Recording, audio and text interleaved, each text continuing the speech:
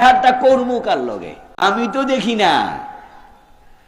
তোমার চোখের সমস্যা, চোখের চিকিৎসা করাও। তুমি যত মুসলমান দেখো, এত মুসলমান বাংলাদেশে থাকলে 54 বছর আগে এই দেশের কোরআন সংবিধান হয়ে যাওয়ার কথা। তুমি যত মুসলমান দেখো, এগুলো সব ভোটার লিস্টের মুসলমান। এগুলো নামে আব্দুল্লাহ, আব্দুর রহমান, নাম আছে বাদশা মিয়া, অথচ ভিক্ষা করে। কথা বোঝেন নাই? নাম কি?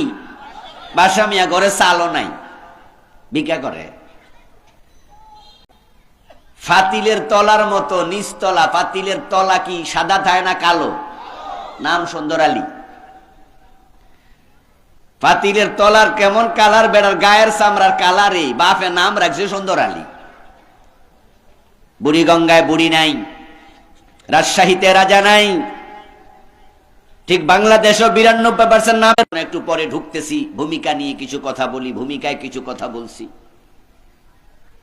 এই যে জেহাদের প্রসঙ্গ আসলো, জিকিরের প্রসঙ্গ আসলো।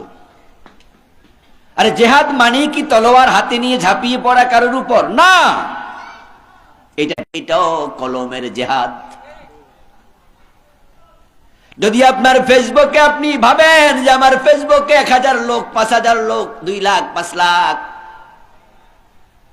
আমরা যারা একটু পরিচিত মানুষ, আমাদের ফেজ, আমাদের আইডি মিলে 5-7 লাখ, 10 লাখ, 5 বিলিয়ন, 7 বিলিয়ন লোক, এমন লোকের আইডিও সাবিলিল্লাহি বিআমওয়ালিকুম ওয়া আনফুসিকুম যালিকুম খায়রুল লাকুম ইন কুনতুম তা'লামুন। সুবহানাল্লাহ পড়েন। দিন প্রতিষ্ঠার জন্য কথা বলা জেহাদ, টাকা দেয়া জেহাদ, পক্ষে লিখা জেহাদ, সময় দেয়া জেহাদ।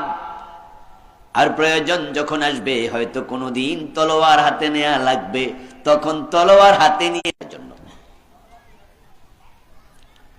দিন প্রতিষ্ঠার প্রসঙ্গ না আসলে জেহাদের কথা আসে না। এই জন্য আমরা জিকিরও করব, আমরা জেহাদও করব। 2 জায়গা আমরা প্রস্তুত থাকবো, তাহলে সাহাবায়ে কেরামের মতো জিন্দেগি তৈরি হবে, আমরাও হাসতে হাসতে জান্নাতে যাব। বলেন ইনশাআল্লাহ। সূরা 13 নম্বর আয়াতের মেসেজ হচ্ছে